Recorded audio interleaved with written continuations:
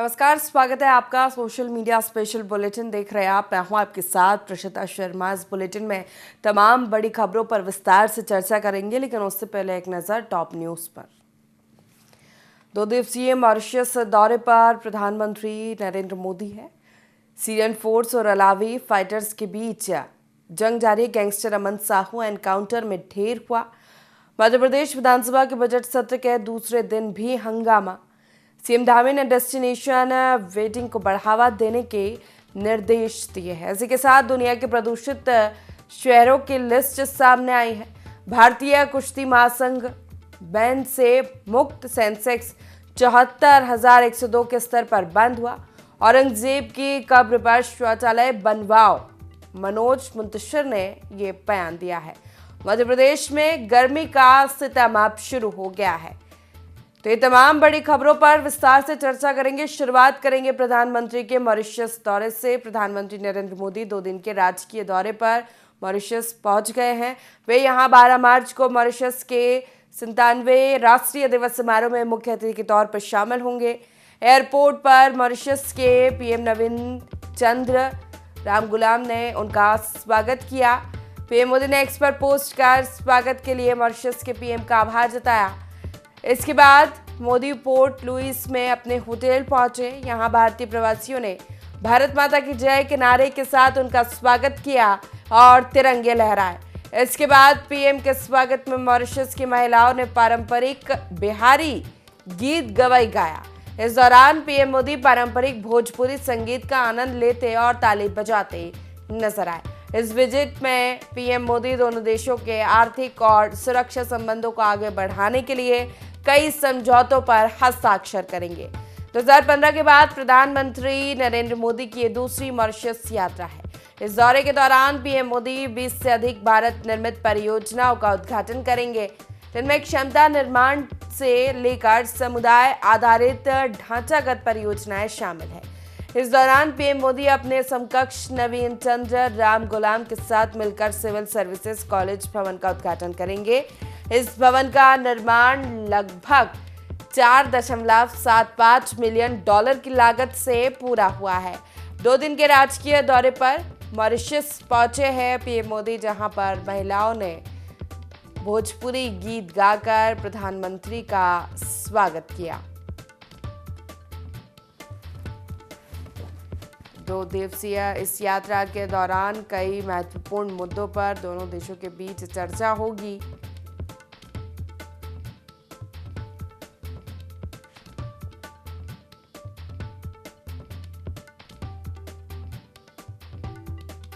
Mauritius में बिहारी परंपरा नजर आई है। बिहारी गीत के साथ प्रधानमंत्री नरेंद्र मोदी का स्वागत हुआ। भारतीय प्रवासियों ने उनका स्वागत किया।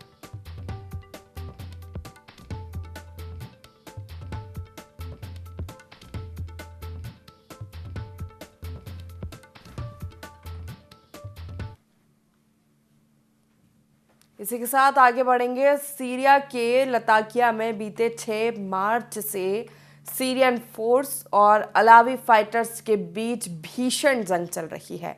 लोगों को गोली मारने के वीडियोस सामने आ रहे हैं। Syrian observatory for human rights के मुताबिक अब तक 1000 से ज्यादा लोग मारे गए हैं।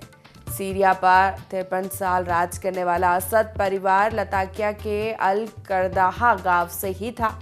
तख्ता पलट के बाद देश छोड़कर भागे राष्ट्रपति बशर अल असद अलावी समुदाय से हैं।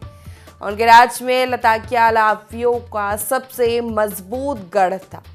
सीरिया सरकार का दावा है कि असद के वफादार लड़ाकों ने सिक्योरिटी फोर्स पर हमला किया, जिससे हिंसा शुरू हुई है।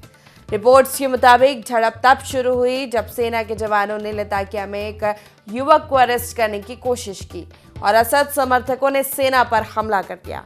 हालात ये है कि सीरिया के सबसे खूबसूरत शहर लताकिया और तारतूस वीरान है। सड़कों पर लाशें पड़ी है। मरने वाले ज्यादातर आम लोग हैं। हर तरफ एचटीएस के लड़ाके हैं। मीडिया कवरेज ना, इसलिए लाशों को बिना शिनाख्त कर ही दफन कर दिया जा रहा है। पानी और बिजली सप्लाई काट दी गई है। लोगों पर खुलेआम फायरिंग हो रही है। कई गांव वालों ने हथियार जुटा लिए हैं और आर्मी से सीधी जंग चल रही है। सीरियन फोर्स और अलावी फाइटर्स के बीच भीषण जंग जारी है और इसी के साथ कई तरह के संकेत मिल रहे हैं कि क्या फिर से सीरिया में गृह युद्ध की तैयारी है। लताकिया, जो कि सबसे खूबसूरत शहर माना जाता है, तस्वीरें अब यह है कि सड़कों पर लाशें पड़ी हुई है। रिपोर्ट्स के अनुसार 1000 से ज्यादा लोग मारे गए, लोगों पर खुलेआम फायरिंग हो रही है। मरने वालों में ज्यादातर आम लोग बताए जा रहे हैं। इलाकों में पानी बिजली की सप्लाई बंद कर दी गई है। सीरिया सरकार का यह बड़ा दावा है कि असद के वफादार लड़ाकों ने फोर्स पर हमला किया, यानी कि तख्ता पलट के बाद वापस से स्थिति बिगड़ रही है।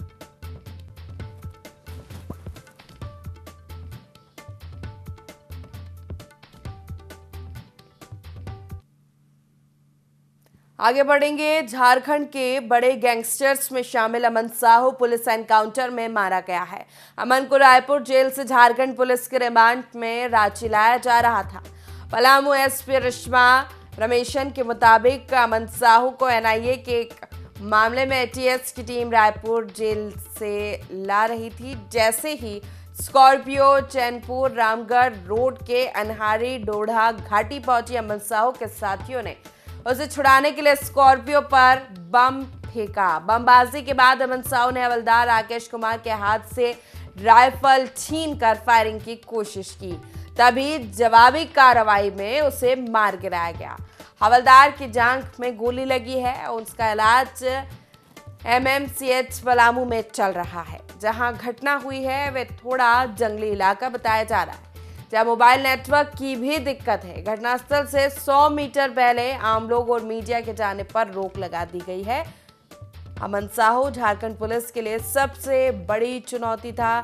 उसके गिरोह के निशाने पर कोयला कारोबारी, ट्रांसपोर्टर, ठेकेदार, रियल एस्टेट कारोबारी और बिल्डर थे। अमन इनसे लगातार रंगदारी वसूल रहा था। बात नहीं मानने वालों पर खुलेआम गोलियां भी चलवाता था। साल 2012 में जब वे घर आया था, तब उसकी पहचान झारखंड जनमुक्ति मोर्चा के तत्कालीन सुप्रीमो कुलेश्वर सिंह से हुई और यहीं से उसने अपराध की दुनिया में कदम रखा था। एक कांड के दौरान वो 2015 में पहली बार जेल गया, जहां उसकी दोस्ती सुजीत सिन्हा और मयंक सिंह से हुई थी। यहीं से वे उग्रवादी संगठनों के अलावा दूसरे आपराधिक गिरोहों के संपर्क में आया था।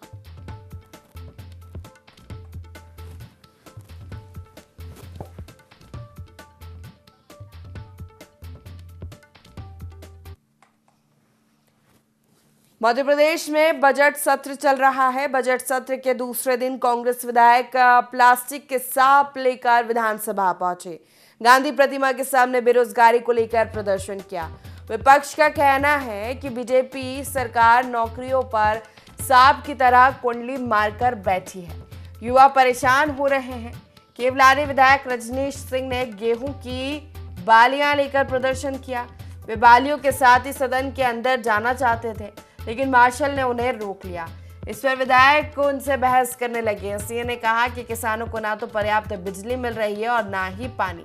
मैं स्पीकर को ये सूखी बालियां भेंट करना चाहता हूं। किसानों की वेदना दिखाना चाहता हूं। विधानसभा में प्रश्नोत्तर काल खत्म होने के बाद पत्रों को पटल पर रखा गया। याचिकाओं को पढ़ा माना गया। इसके बाद वित्त मंत्री जगदीश देवड़ा ने वित्तीय वर्ष 2024-25 के लिए 19,206 करोड़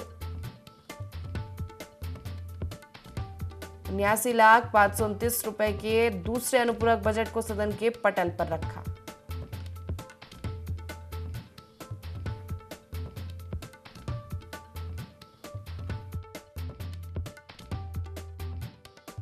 के भाषण में जो सरकार ने लिख के दिया, कई पन्ने तो उन्होंने पढ़े नहीं। तो राज्यपाल जी का ध्यान मध्य प्रदेश पे नहीं है। जब विकास की और मुद्दों की और प्रदेश की बात कर रहे, जब भाषण आप पूरा नहीं पढ़ रहे, इससे स्पष्ट है कि आपका ध्यान मध्य प्रदेश पे नहीं है। और निश्चित तौर से जो बातें सामने आई है, सिर्फ पुराने आंकड़ों को गिनाया गया राज्यपाल के अभिभाषण में। नया नवाचार क्या है, युवाओं के लिए क्या है, ये स्पष्ट नहीं है। किसानों के लिए स्पष्ट नीति नहीं है। तो मैं समझता हूं कि भारतीय जनता पार्टी वह 1.25 साल के बाद भी अभी भी कुंभकर्ण की नींद सो रही है। उत्तर प्रदेश के युवाओं को कैसे डस करके उनके भविष्य की हत्या कर रही है, ये हम लोग सांकेतिक विरोध करके दिखाना चाहते हैं कि मध्य प्रदेश का युवा सुरक्षित नहीं है। मध्य प्रदेश में क्यों वो पलायन कर रहा है। तो बजट सत्र के दूसरे दिन कांग्रेस विधायक प्लास्टिक के सांप लेकर विधानसभा पहुंचे, फिर हंगामा करते नजर आए। गांधी प्रतिमा के सामने बेरोजगारी को लेकर ये प्रदर्शन। विपक्ष का कहना है बीजेपी सरकार नौकरियों पर सांप की तरह कुंडली मारकर बैठी है, युवा परेशान है। केवलारी विधायक रजनीश सिंह ने गेहूं की बालियां लेकर प्रदर्शन किया।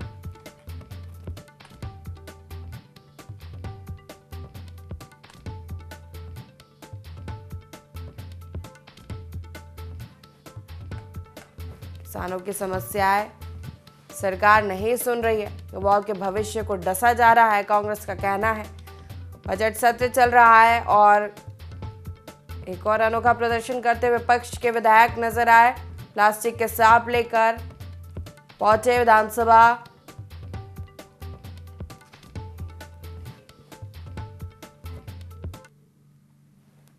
मुख्यमंत्री पुष्कर सिंह धामी ने सचिवालय में अधिकारियों के साथ बैठक कर उत्तराखंड में डेस्टिनेशन वेडिंग को बढ़ावा देने के निर्देश दिए। उन्होंने त्रियोगी नारायण में सड़क कनेक्टिविटी को बेहतर बनाने के साथ ही वहां हेलीपैड के निर्माण का आदेश दिया। मुख्यमंत्री ने निर्देश दिए कि राज्य में डेस्टिनेशन वेडिंग के लिए नए स्थानों की पहचान की जाए, उनके विकास पर ध्यान दिया जाए। उन्होंने कहा कि प्रधानमंत्री नरेंद्र मोदी ने भी देशवासियों से उत्तराखंड को डेस्टिनेशन वेडिंग के लिए प्राथमिकता देने का आग्रह किया है। मुख्यमंत्री ने कहा कि डेस्टिनेशन वेडिंग से राज्य की अर्थव्यवस्था को मजबूती मिलेगी। उत्तराखंड का प्राकृतिक सौंदर्य और आधुनिक सुविधाएं ऐसे एक प्रमुख वेडिंग डेस्टिनेशन बनाने में सहायक होंगी। उन्होंने पर्यटन विभाग को डेस्टिनेशन उत्तराखंड के लिए शीघ्र गाइडलाइन तैयार करने के निर्देश दिए हैं। तो उत्तराखंड में अब डेस्टिनेशन वेडिंग को बढ़ावा दिया जाएगा। सीएम पुष्कर सिंह धामी ने डेस्टिनेशन वेडिंग को बढ़ावा देने के निर्देश दिए हैं। इसको लेकर सीएम ने बैठक ली, अधिकारियों को निर्देश दिए हैं। पर्यटन विभाग को गाइडलाइन तैयार करने के निर्देश पुष्कर सिंह धामी ने दिए हैं। प्रधानमंत्री जी ने अभी मां गंगा के मायके मुखवा से सभी देशवासियों से भी अपील की है कि अब वेडिंग के लिए सबसे अच्छा स्थान देवभूमि उत्तराखंड है।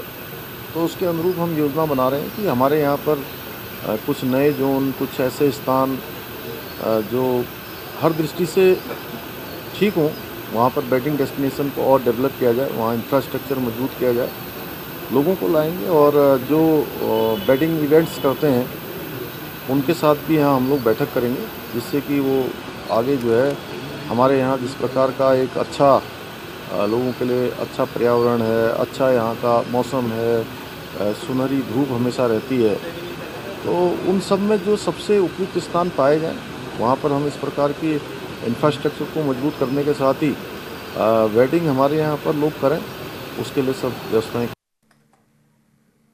आगे बढ़ेंगे। Space air quality technology company IQAir की 2024 की रिपोर्ट सामने आई। रिपोर्ट में भारत को दुनिया के सबसे प्रदूषित देशों में 5वां स्थान दिया गया है। 2023 में हम तीसरे स्थान पर थे, यानी पहले से 2 स्थान नीचे आए हैं। मतलब भारत में पहले से प्रदूषण को लेकर कुछ सुधार हुआ है। रिपोर्ट में कहा गया है कि 2024 में भारत में PM 2.5 के स्तर से 7% की गिरावट देखी गई है। फिर भी दुनिया के 20 सबसे प्रदूषित शहरों में से 13 भारत में हैं, जिनमें पहले नंबर पर बर्निहाट, दूसरा स्थान पर दिल्ली, इसके साथ ही मुल्लापुर, फरीदाबाद, लोनी, नई दिल्ली, गुरुग्राम, श्रीगंगानगर, ग्रेटर नोएडा, भिवाड़ी, मुजफ्फरनगर, हनुमानगढ़ शामिल है। इसके अलावा ओशिनिया साल 2024 में दुनिया का सबसे स्वच्छ क्षेत्र रहा। इसके 57% शहर WHO के दिशा निर्देशों को पूरा करते हैं। UN के मुताबिक ओशिनिया में 14 देश हैं। इनमें Australia, New Zealand, Fiji, Papua New Guinea, Nauru, Kiribati, Micronesia और मार्शल आइलैंड्स शामिल हैं। अब आपको बता दें क्या है PM 2.5। PM 2.5 हवा में मौजूद माइक्रोन से छोटे सूक्ष्म प्रदूषण कणों को कहते हैं। ये कण फेफड़े और ब्लड में प्रवेश कर सकते हैं। इससे सांस लेने में तकलीफ, दिल की बीमारी और यहाँ तक कि कैंसर भी हो सकता है। इसकी सबसे बड़ी वजह गाड़ियों से और उद्योगों से निकलने वाला धुआं, लकड़ी और फसलों के खरपतवार का जलना शामिल है।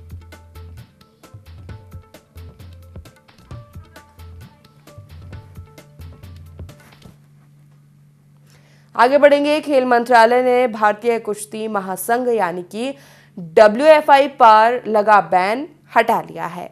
इससे घरेलू टूर्नामेंट के आयोजन और अंतर्राष्ट्रीय टूर्नामेंट्स के लिए राष्ट्रीय टीमों के चयन का रास्ता साफ हो गया है, जिसे अब तक स्पोर्ट्स अथॉरिटी ऑफ इंडिया और एडहॉक कमेटी प्रशासनिक जिम्मेदारी को संभाल रही थी। दरअसल साल 2023 में 21 दिसंबर को WFI के अध्यक्ष बनने के बाद संजय सिंह ने पूर्व अध्यक्ष बृजभूषण शरण सिंह के क्षेत्र में नेशनल जूनियर के इंटरनेशनल चैंपियनशिप कराने का ऐलान कर दिया था। इसके बाद 24 दिसंबर को खेल मंत्रालय ने WFI को बैन कर दिया।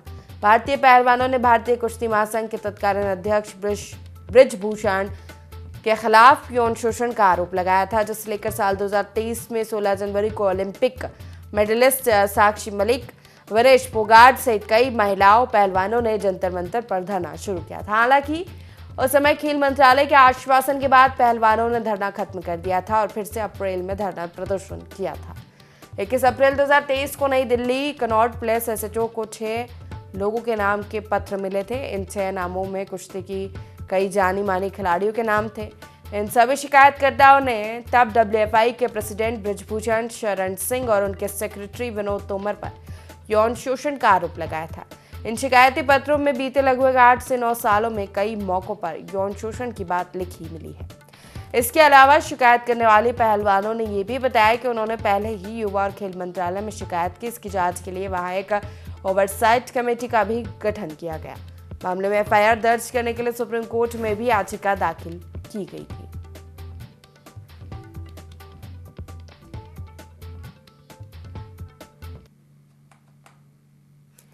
तो वहीं उत्तराखंड में हेली सेवा का और विस्तार किया गया है। उत्तराखंड के मुख्यमंत्री पुष्कर सिंह धामी ने बागेश्वर और नैनीताल के साथ साथ अन्य रूटों पर भी हेली सेवा का शुभारंभ किया। मुख्यमंत्री पुष्कर सिंह धामी ने कहा कि हेली सेवा को बढ़ाना उत्तराखंड में बहुत जरूरी है। आपदा के समय हेली सेवा बहुत उपयोगी है। राज्य सरकार हेली सेवा को और भी प्रदेश के सुदूर क्षेत्रों तक ले जाने के लिए प्रयासरत है।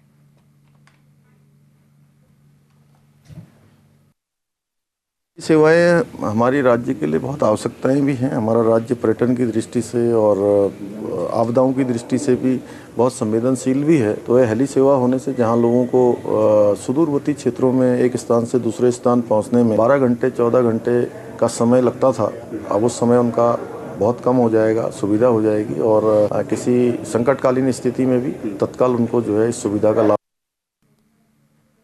आगे बढ़ेंगे। लोहाघाट में राम सेवा सांस्कृतिक रामलीला कमेटी अध्यक्ष जीवन सिंह मेहता के दिशा निर्देश पर लोहाघाट के रामलीला मैदान में चल रहे 13वें होली रंग महोत्सव का भव्य समापन हुआ। समापन समारोह की मुख्य अतिथि पूर्व विधायक पूरन सिंह फर्त्याल, SDM लोहाघाट नितेश डांगर, जिला पंचायत प्रशासक ज्योति राय, पालिका अध्यक्ष गोविंद वर्मा, चंपावत पालिका अध्यक्ष प्रेमा पांडे रहे। सभी अतिथियों ने रामलाल कमेटी अध्यक्ष जीवन सिंह मेहता और सदस्यों के इस शानदार प्रयास की सराहना की और कहा कि महिला होलियारों ने कुमाऊनी में खड़ी होली का शानदार गायन कर दर्शकों का दिल जीत लिया। तो वहीं रामलीला कमेटी की महिला और पुरुष होली ने होली का शानदार प्रदर्शन किया। इस दौरान हजारों की संख्या में दर्शकों ने होली का आनंद उठाया।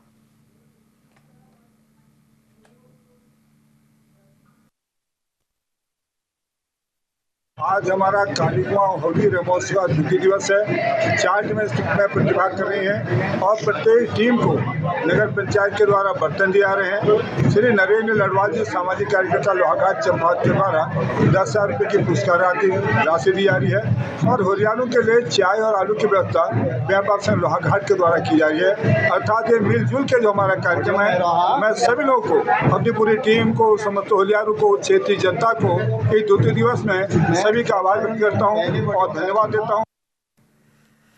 लिरिक्स राइटर मनोज मुंतशिर अपने बयानों से विवादों में घिरते नजर आ रहे हैं। दरअसल मनोज मुंतशिर ने हाल ही में अपने ऑफिशियल एक्स प्लेटफॉर्म पर एक वीडियो जारी किया है। उसमें उन्होंने कहा कि आज पूरे देश में आवाज उठ रही है कि महाराष्ट्र के छत्रपति संभाजी महाराज नगर में बनी औरंगजेब की कब्र हटनी चाहिए। मैं इस मांग के खिलाफ हूँ। औरंगजेब की कब्र नहीं हटनी चाहिए, कभी नहीं हटनी चाहिए। उन्होंने आगे कहा कि जब हम हिंदू श्री राम जन्मभूमि की लड़ाई कोर्ट में लड़ रहे थे, तब शांति प्रिय समाज के कुछ लोग हमें ज्ञान देते थे कि भगवान तो कण कण में है, फिर श्री राम मंदिर बनाने की जरूरत क्या। इस जमीन पर कोई स्कूल, कोई अस्पताल, कोई अनाथालय बनवा दो। मैं भी सरकार से अपील करता हूँ कि औरंगजेब की कब्र हटाने की जरूरत क्या है, उस पर शौचालय बनवा दो। उन्होंने आगे कहा कि ये वीडियो देखने के बाद जो सेक्युलर कमेंट करने वाले हैं कि किसी के बाप का हिंदुस्तान थोड़ी है, तो उन्हें मैं कहना चाहता हूं कि नसों में सूर्यवंशी स्वाभिमान था और है, सनातन से ही भगवा आसमान था और है। शिवाजी और राणा को पिता कहते हैं, हमारे बाप का हिंदुस्तान था और है। मनोज मुंतशिर का वीडियो सामने आने के बाद कई लोग उन पर भड़काऊ बयान देकर नफरत फैलाने के आरोप लगा रहे हैं। एक यूजर ने लिखा है, शांति प्रिय समाज ठीक है मुंतशिर साहब, ये नफरत भी याद रखी जाएगी। आपकी मानसिकता पूरे समाज के लिए जहर से भरी हुई है। औरंगजेब की कब्र पर शौचालय बनवाओ। इस तरह का वीडियो सामने आने के बाद मनोज मुंतशिर का विवादों में घिरते नजर आ रहे हैं।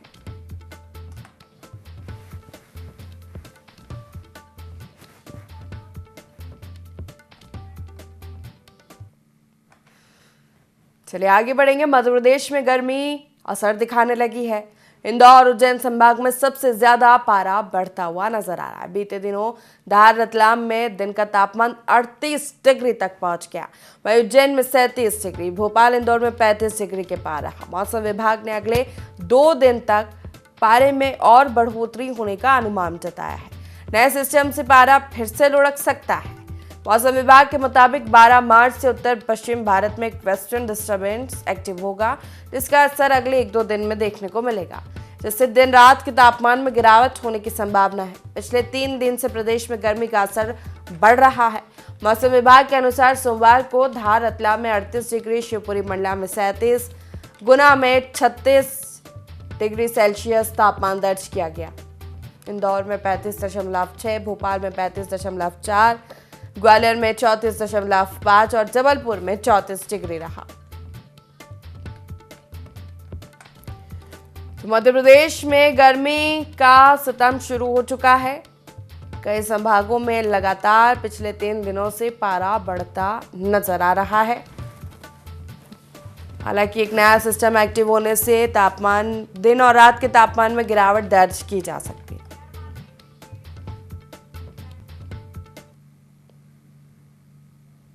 अमेरिकी बाजारों में 4% तक की गिरावट का असर आज भारतीय बाजारों में नहीं दिखा। सेंसेक्स 12 अंक की मामूली गिरावट के साथ ही 74,102 के स्तर पर बंद हुआ। निफ्टी में 37 अंकों की तेजी रही, ये 22,497 पर बंद हुआ। सुबह सेंसेक्स करीब 400 अंक गिरकर 73,663 के दिन के निचले स्तर पर आ गया था। निफ्टी भी 100 अंकों से ज्यादा फिसल गया। निफ्टी ने 22,314 का डे लो बनाया। सबसे ज्यादा तेजी रियल्टी शेयरों में रही। निफ्टी रियल्टी इंडेक्स 3.63% बढ़कर चढ़कर बंद हुआ। ऑयल एंड गैस इंडेक्स में 1.1% की तेजी रही।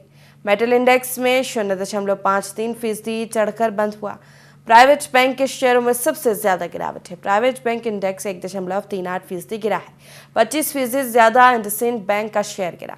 इंडसइंड बैंक के शेयरों में 27.06% की गिरावट रही। ये 243 रुपये गिरकर 656 रुपये पर बंद हुआ।